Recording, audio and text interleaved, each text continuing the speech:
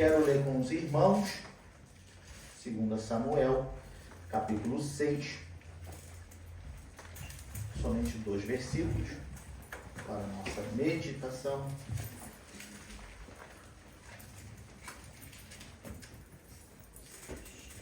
Onde a presença de Deus é real, alguma coisa acontece. Quem crê?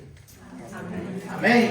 Amém. A presença de Deus é real no nosso meio? Amém? Amém. Então vai acontecer alguma coisa, não vai? Amém. Quem crê?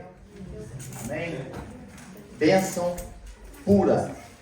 2 Samuel, capítulo 6, versículos 11 e 12.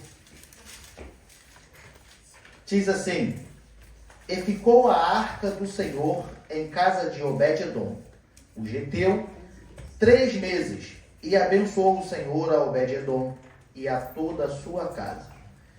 Então avisaram a Davi, dizendo: Abençoou o Senhor a casa de Obed-edom, e tudo quanto tem, por amor da arca de Deus.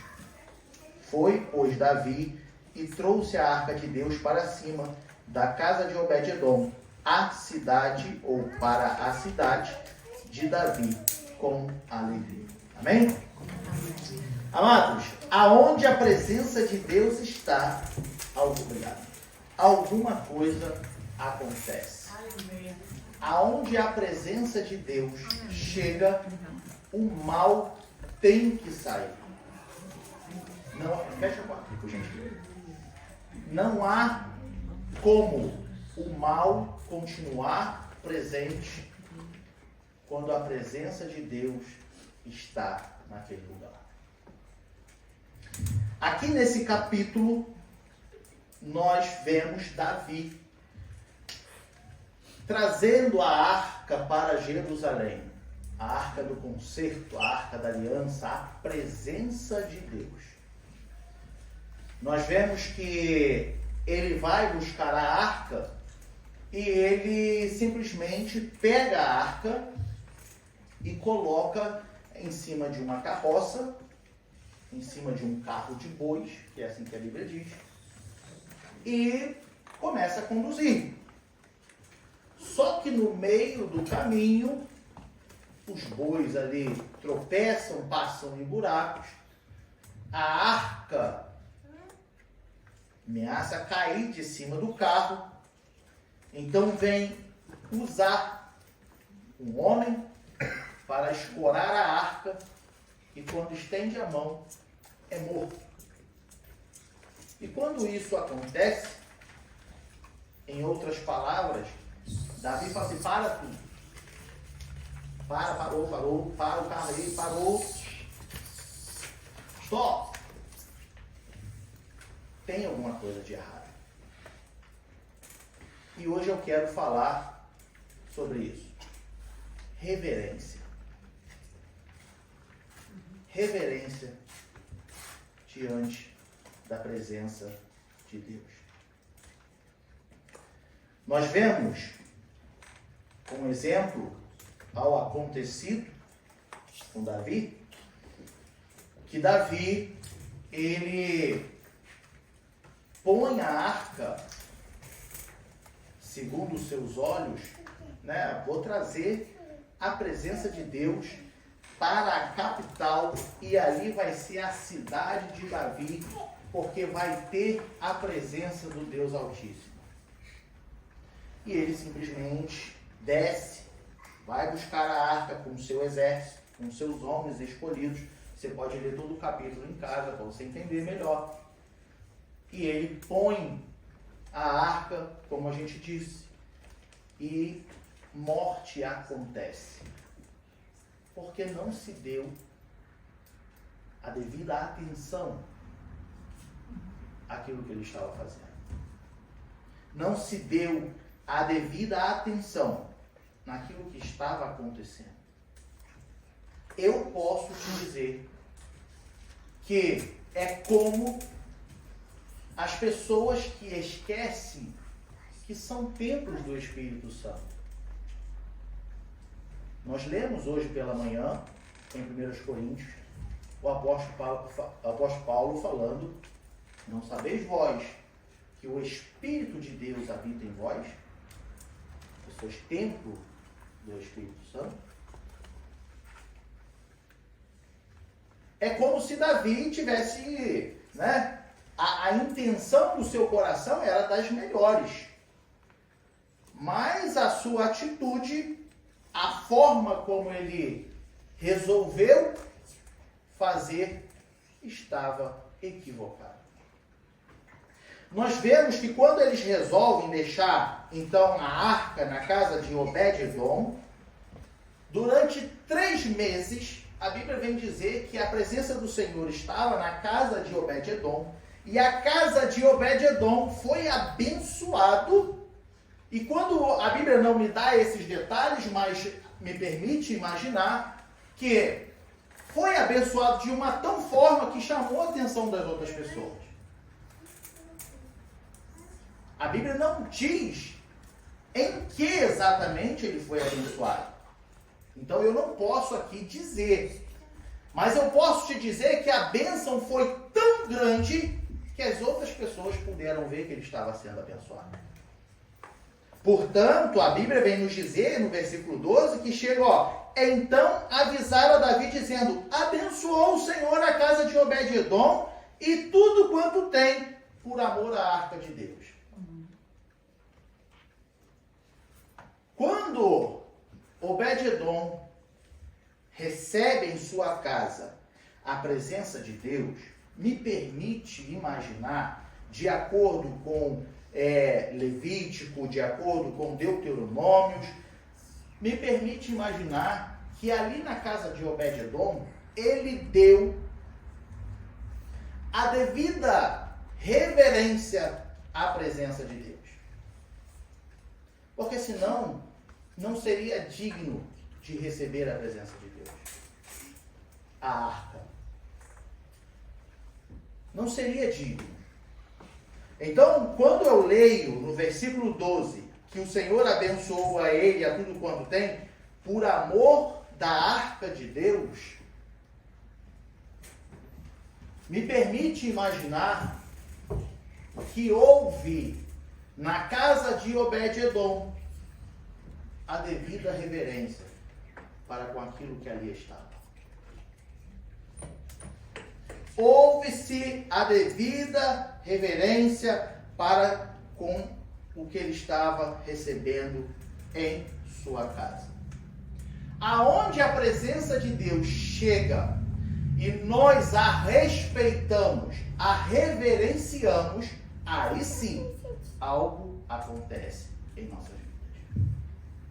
Se nós formos olhar lá em 2 Crônicas, capítulo 7, os 3 primeiros versículos, nós vamos ver quando Salomão acaba de orar e Deus manifesta a sua presença no templo. Então, põe lá por gentileza. E acabando Salomão de orar, desceu fogo do céu e consumiu o holocausto e os sacrifícios, e a glória do Senhor encheu a casa. Versículo 2, e os sacerdotes não podiam entrar na casa do Senhor, porque a glória do Senhor tinha enchido a casa do Senhor. E todos os filhos de Israel, vendo descer o fogo e a glória do Senhor sobre a casa, encurvaram-se com o rosto em terra sobre o pavimento, e adoraram, e louvaram o Senhor, porque é bom, porque a sua benignidade dura para sempre. Quando a presença do Senhor é real, precisa-se de reverência. Nós estamos falando do Deus Altíssimo. Nós não estamos falando de Buda, que já morreu. Nós não estamos falando de Alexandre, que já morreu. Nós não estamos falando de nenhum homem que possa ter mudado a história de alguma forma. Nós estamos falando do Deus que nós servimos. O Deus Altíssimo. Que quando a sua glória é real, a sua presença é real em nosso meio, não há quem esteja aqui que não possa sentir. A sua vida é impactada.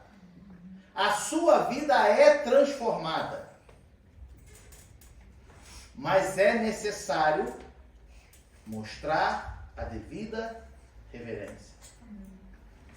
Quando Deus está na sua vida, nós olhamos lá para Labão, negociando com Jacó, e ele fala assim: olha, eu pude entender que Deus abençoou a minha casa por causa de ti. Vamos ler lá, Gênesis 30, versículo 7.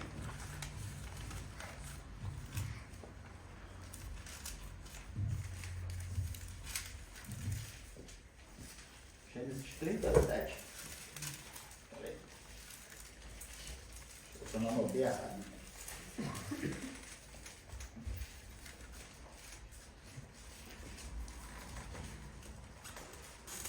Vinte 27.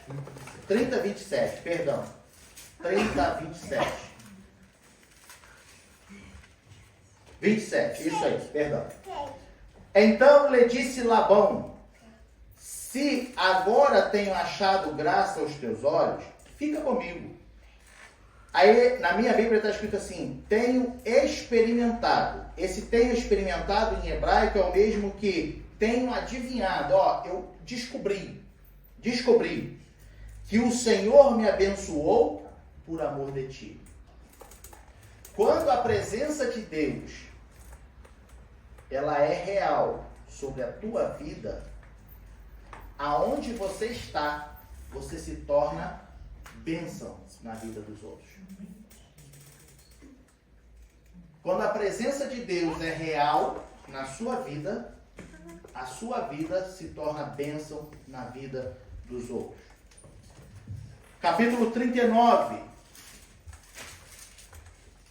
versículo 5. Nós vemos José na casa de Potifar.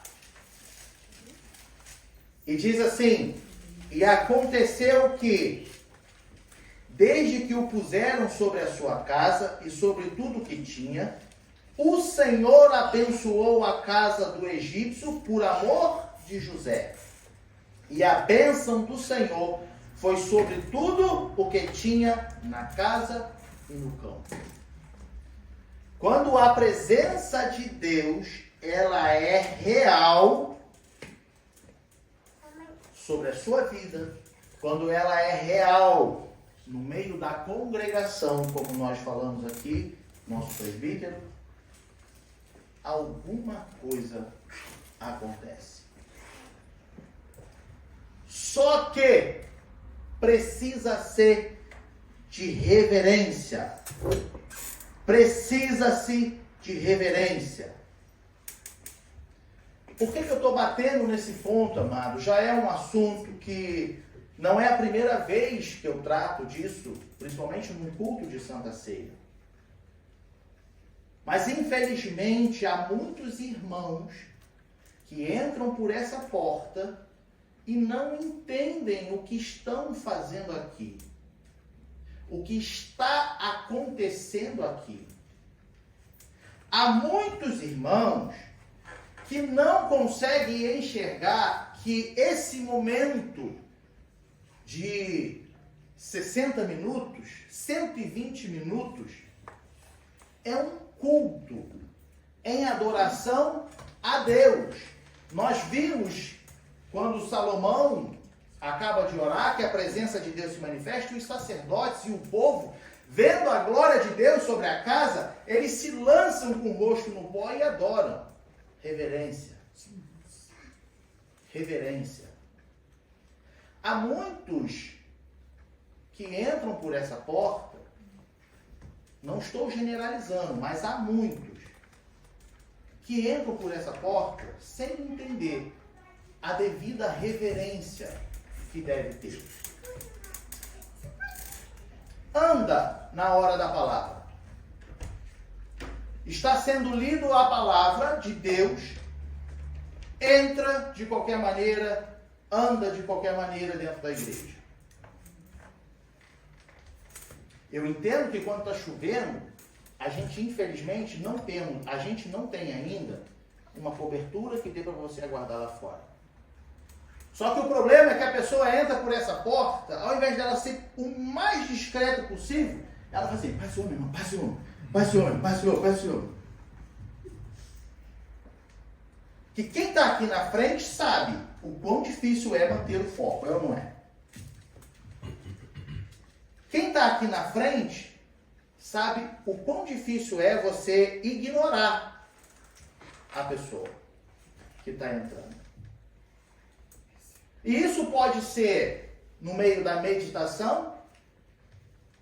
Isso principalmente acontece quando se está lendo a palavra. Veja bem, irmãos, lá em Neemias, nós vemos, quando Neemias pede autorização para voltar a Jerusalém, reconstruir os muros, reconstruir o templo, Neemias junta todo o povo, e aí vem Esdras, e passa pelo meio do povo, lendo a palavra. E a Bíblia vem dizer que na medida que Esdras passava pelo povo lendo a palavra, o povo ia se colocando de pé, em reverência à palavra. E eles liam a palavra e o povo adorava. E não saíam do lugar por causa da palavra. O povo permanecia. E quando acaba de ler a palavra, Neemias, ele fala para o povo, ó, vão agora que acabou de ler, agora, vão, preparam-se refeições, ajuda, divide com quem não tem, porque a alegria do Senhor é a nossa força. A devida reverência. Aí a gente vê num culto, as pessoas andam para lá e para cá, não presta atenção. As pessoas entram comendo no meio do culto, senta, cruza a perna, tomando um cafezinho, comendo biscoito. Amados, isso é um culto. E aonde a presença de Deus está, necessita-se reverência. Aonde está a presença de Deus, necessita-se, precisa, tem que ter reverência. A gente vê pessoas dando comida para a criança no meio do culto. Amado, eu entendo, a criança precisa comer. Vai lá para dentro. Eu não estou falando que não pode. Vai lá para dentro. Vem cá, meu filho. A reverência, Moisés fala assim lá atrás para o povo assim, olha, vocês vão ensinar essa lei de geração em geração. Vocês vão sentar com seus filhos na rua, em casa, e vocês vão passando de geração em geração. O temor ao Senhor. Teu filho está pequeno? Então agora é a hora dele crescer, entendendo que é reverência na casa de Deus. Reverência na casa de Deus. Eu preciso ensinar o meu filho, a minha filha, que olha, estamos num culto. Quem é o Deus Altíssimo? Eu não posso fazer o que eu quero no meio de um culto, porque a presença de Deus é real. A palavra de Deus, ela é ensinada nesse momento. Se você for ver na história da Bíblia, os judeus que estavam, os rabinos que estavam escrevendo, traduzindo na Septuaginta do hebraico para o grego, nós vamos ver que os judeus eles se preparavam tudo, porque eles iam escrever não qualquer coisa, mas a palavra de Deus. Então eles se santificavam, eles se consagravam. Eles não falavam assim, os rabinos não falavam assim para traduzir da Septuaginta, eles não falavam assim, tem aí um trabalhinho para fazer, vamos fazer um trabalho. Havia-se um temor, uma reverência para com aquilo que estava sendo feito. E aí nós vemos as pessoas chegando no culto e tratando esse momento como uma reunião qualquer. Sabe aquela reunião que tu vai no síndico do prédio? Aqui na Alemanha não tem isso, mas no Brasil, reunião com o síndico. Aí chegava lá, aquele todo mundo falando. Uma reunião de clube. Vai ter uma reunião no clube. Aí chegava todo mundo. Não, amado. O que nós fazemos aqui não se resume a uma única reunião. Entenda isso. Entenda isso. Que quando eu entender isso, eu vou olhar e vou falar, isso aqui é sim 4 paredes. Que se a igreja, que sou eu e você junto, nós formamos uma igreja. Você sozinho, abrindo um parênteses, você sozinho você não é igreja. Você sozinho, você é templo do Espírito. Igreja é um corpo. Com membros. Juntos somos igreja. Sozinhos somos templo do Espírito. Eu entendo que isso aqui é uma simples 4 paredes. Que se a igreja sair daqui hoje, amanhã isso aqui pode virar qualquer outra coisa. Mas eu também entendo que, pelo fato de a igreja estar reunida neste local, cultuando ao Deus Altíssimo, eu entendo que quando eu entro nesse local, ele é um local santo, porque o que se faz nele é santo. E necessita-se de reverência.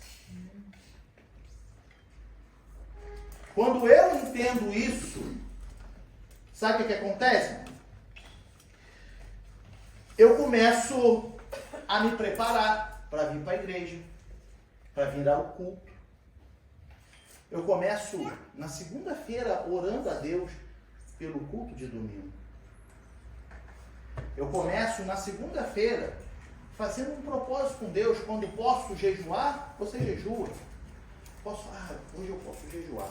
Eu vou jejuar com um propósito de Deus manifestar a sua presença no domingo. Para que quem entrar por aquela porta seja transformado, seja curado, seja libertado, seja batizado com o Espírito Santo. Quando eu entendo, eu me preparo. Como que Jesus entrou no templo, na purificação do templo? Mateus, capítulo 21, versículo 13.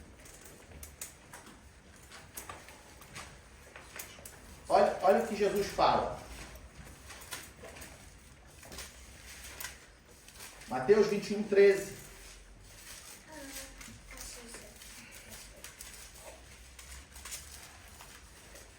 Ele diz assim, vamos ler o 12 e o 13. E entrou Jesus no templo de Deus, e expulsou todos os que vendiam e compravam no templo, e derribou as mesas dos cambistas e as cadeiras dos que vendiam pombas. E disse-lhes, está escrito, a minha casa será chamada casa de oração, mas vós a tendes convertido em covil de ladrões. No contexto da Bíblia, estava se tendo vendas, corrupção, né? Enganando o povo. E Jesus tira todo mundo lá de dentro e falou, a minha casa será chamada casa de oração. Em outras palavras, Jesus está falando assim, tenham respeito pela minha casa. Hoje a gente não fica aqui vendendo nada, como no contexto bíblico, né? Vendendo a fim de vender bênçãos. Nós não fazemos isso. E graças a Deus, e em nome de Jesus, isso nunca acontecerá aqui. Porque bênção não se compra. Você não paga pela sua bênção com dinheiro.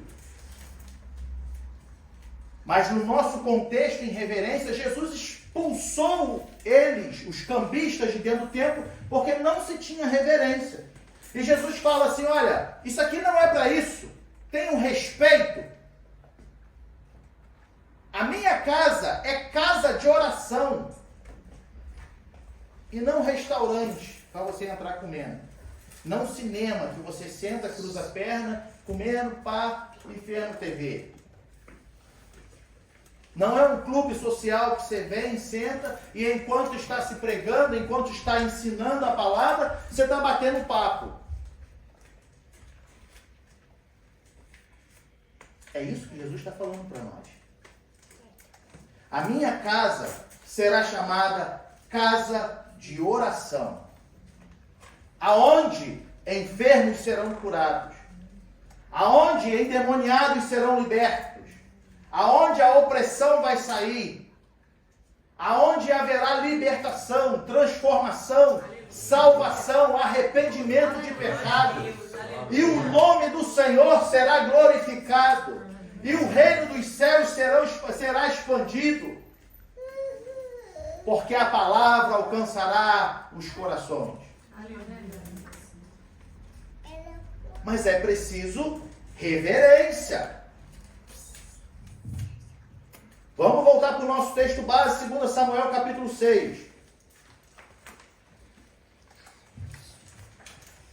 Quando eu tenho reverência, quando você tem reverência na casa de Deus, entendendo que você veio para cultuar ao Deus Altíssimo, aonde você veio alimentar a sua alma, o seu espírito, aonde você veio chorar na presença de Deus, aonde você veio se apresentar diante de Deus. Meu irmão, mas isso eu faço em casa, sim, mas eu garanto para você que 90% das pessoas que estão aqui não tiram um momento em casa. E se não fosse necessário nos reunirmos aqui, é como o nosso presbítero leu na leitura introdutória. A congregação. Eu preciso de você, meu irmão, para me ajudar na caminhada. Por isso eu me reúno com você. Eu preciso ter alguém comigo. Veja bem, Jesus, quando manda os discípulos na missão dos 70, ele manda de 2 em 2. Ele nunca manda ninguém sozinho. Não é bom que ande só. Porque se um cair, tem um outro para levantar. Eu preciso de você, irmão. Você precisa do irmão que está do seu lado. Por isso eu me reúno com você. Porque aí juntos nós podemos chorar com os que choram. Juntos podemos nos alegrar com os que se alegram. Juntos podemos nos alegrar na presença de Deus. Quando eu entendo a reverência dentro do culto, quando eu entendo que eu preciso ensinar o meu filho que ele está indo à igreja, ele está indo para o culto, e no culto precisa-se de reverência, Deus se agrada. Porque estamos mostrando que não somos nada diante dele. Meu irmão, mas e a vida lá fora? Eu nem vou entrar nesse ponto. Porque é muito difícil. Se você não entende a reverência que tem que ter no culto, imagina lá fora sozinho, sendo um cristão. No nosso texto, quando Davi vê que Obed-Edom está sendo abençoado, Davi volta lá. Falou, peraí, não. Ué, ele está sendo abençoado? Não, eu quero lá, ó, Jerusalém abençoado. A presença de Deus lá. E a Bíblia vem nos dizer que, no versículo 13, que e sucedeu que, quando os que levavam a arca do Senhor tinham dado 6 passos, sacrificava a ele bois e carneiros cevados. E Davi saltava com todas as suas forças diante do Senhor. E estava Davi cingido de um éfode de linho.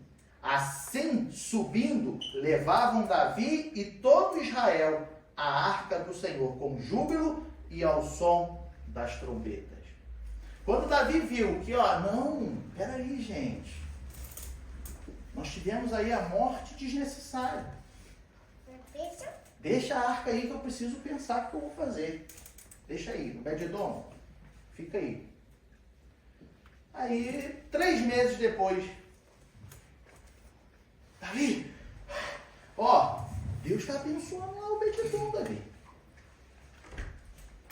A casa dele está bênção.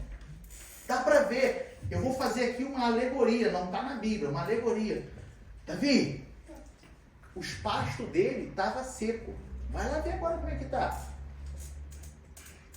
Os pés de fruta dele não dava uma fruta. Vai lá ver como é que dá. Davi, olha os boi dele. Estava tudo magro. Vai ver como é que está gordo agora. Porque chamou a atenção. Chamou a atenção. E Davi falou, opa, peraí, não. Eu preciso trazer para Jerusalém. Não, a presença de Deus vai ficar em Jerusalém. Eu quero essa bênção. E aí a Bíblia diz o quê? Que Davi combinou. Agora Davi não. Falou, peraí, vem cá os levitas. Vem cá todo mundo. Que não pode ser qualquer um. Tem que ser levita. Segundo a ordem. Segundo a regra. Segundo a reverência. Os levitas vão carregar sobre o ombro. Bota a arca aí no ombro. E a cada 6 passos era um sacrifício. Isso é reverência ou não é? Isso é reconhecer a grandeza de Deus ou não é? Isso é voltar atrás e falar, não, peraí, eu estou errado. Peraí, não. Deus, me perdoa. Eu esqueci com quem que eu estava lidando. E a Bíblia diz que a presença do Senhor, a arca, então chega a Jerusalém. E Davi entra pela Jerusalém, o quê? Saltitando, dançando, de alegria, adorando ao Senhor, assim como o povo adorou quando Salomão orou e Deus manifestou a sua presença. Davi se rasga inteiro as suas vestes e entra então por Jerusalém adorando ao nome do Senhor. Quando ele entendeu que precisa-se de reverência diante de Deus. Se você acha que você tem vindo aqui à igreja e você já tem se alegrado na presença de Deus, que Deus já tem mudado a sua vida, eu te digo, tem muito mais que Deus quer fazer no nosso meio. Tem muito mais que Ele pode fazer no nosso meio. Quando nós entendemos que vamos estar na presença do Altíssimo e nos consagramos, eu te digo o seguinte, no Brasil era muito comum ter campanhas, né? Semana, há 7 dias, 7 semanas de campanha. No Brasil é muito comum isso. E as pessoas, de fato, meus pais fizeram muitas campanhas na igreja. E as pessoas, de fato, iam, eram curadas. As pessoas iam, eram libertas. As pessoas iam e se convertiam a Cristo. Mas por quê? Porque tinha a consagração. Tinha jejum. Nós tínhamos o costume de subir ao monte para orar. Levantar de madrugada para orar. Aí a pergunta que eu faço para os irmãos agora. Se nós nos dedicarmos todo o culto que viermos, assim como nos dedicaríamos se fosse uma campanha, Deus não vai manifestar a presença dele? Por que? Veja bem, irmãos, eu não estou pregando contra a campanha. Tira isso da sua mente. Por que eu preciso fazer 7 semanas com Deus se todo domingo a gente está aqui? Não são todos cultos a Deus? Não são todos momentos com Deus? Se você e eu colocarmos no nosso coração de que assim como eu me prepararia para uma campanha, eu vou me preparar para todo culto que eu tiver, eu quero estar consagrado, eu quero estar cheio do poder, eu quero estar cheio da unção. Meu irmão, quando você entrar por essa porta, já vai contagiando todo mundo, porque nós vimos que quando um chega com a presença de Deus, Deus abençoa todos que estão em volta. Nós vimos na casa de Labão, nós vimos na casa de Potifar.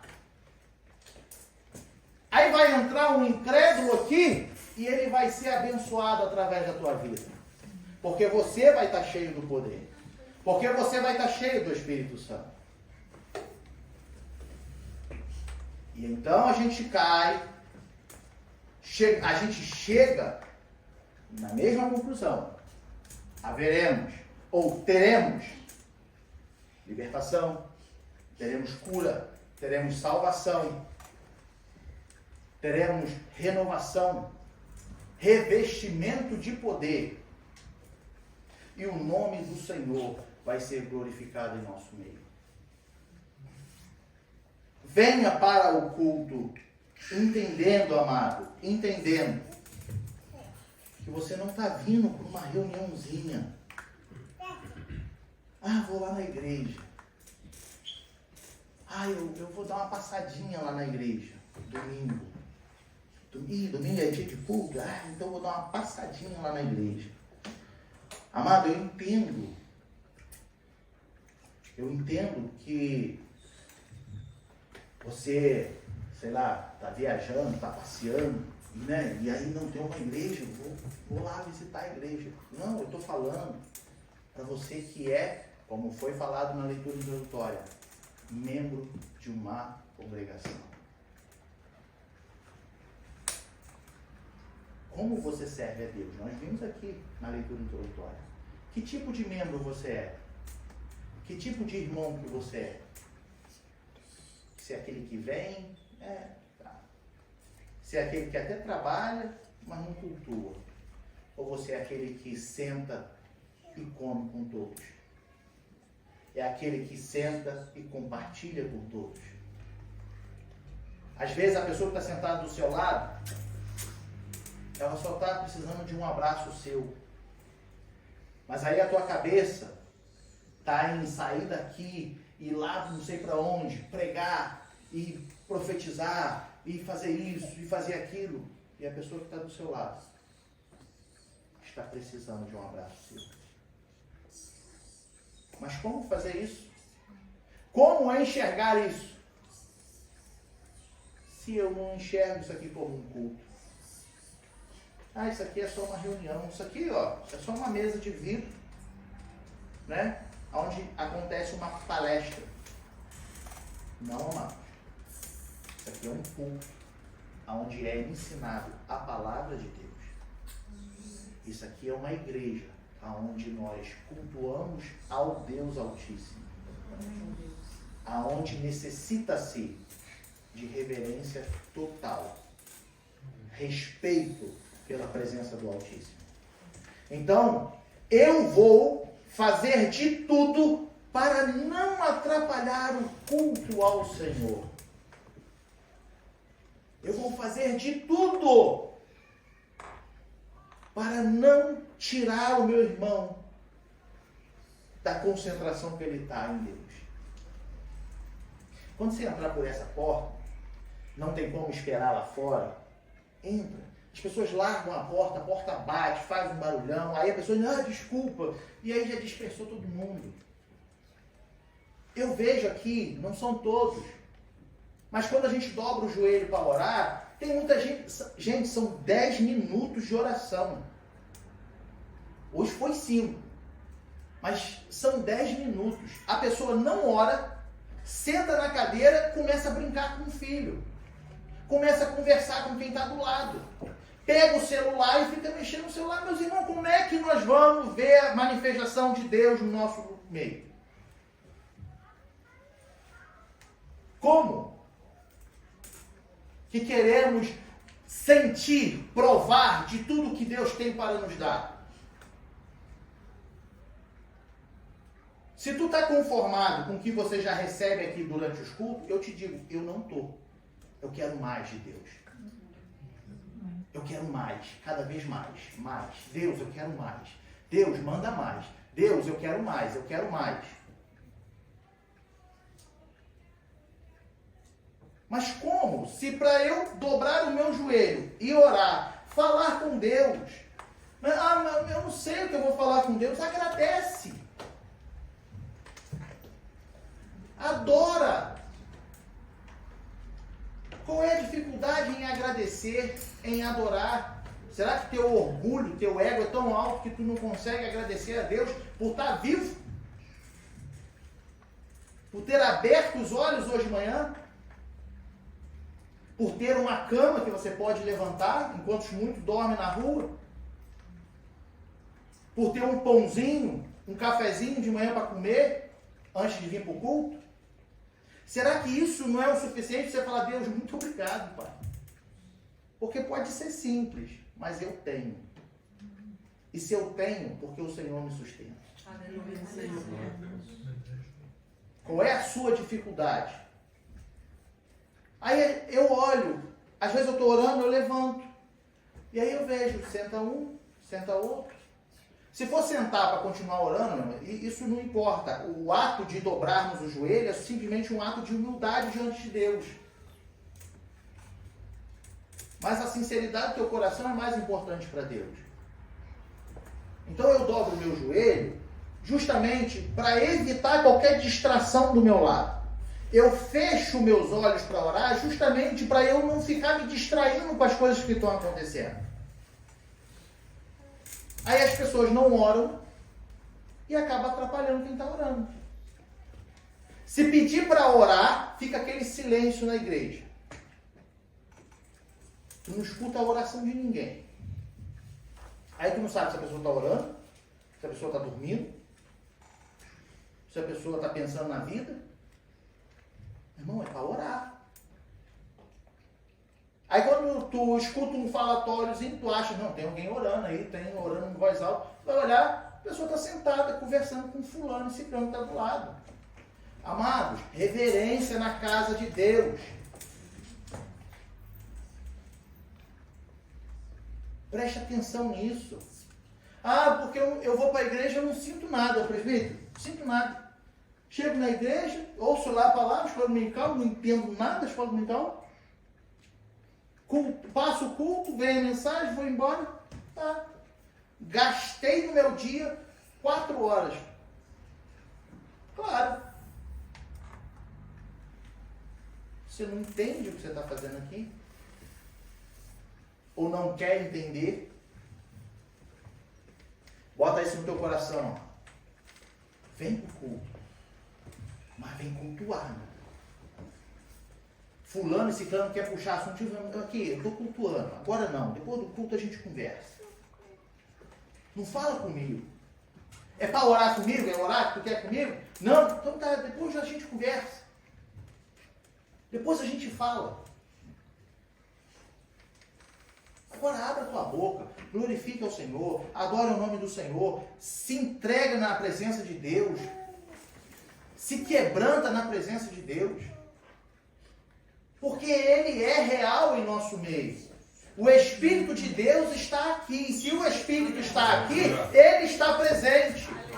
E você ainda pode sair daqui transformado, e você ainda pode sair daqui renovado. Nós teremos um momento da Santa Ceia, e o sangue de Jesus é o Novo Testamento, que nos purifica de todo pecado, que nos reveste. Então creia nessa palavra, e mude a tua vida. Receba a presença de Deus sobre a tua vida, na tua casa, e tu vai ver que as bênçãos dos céus serão derramadas sobre ti. Amém?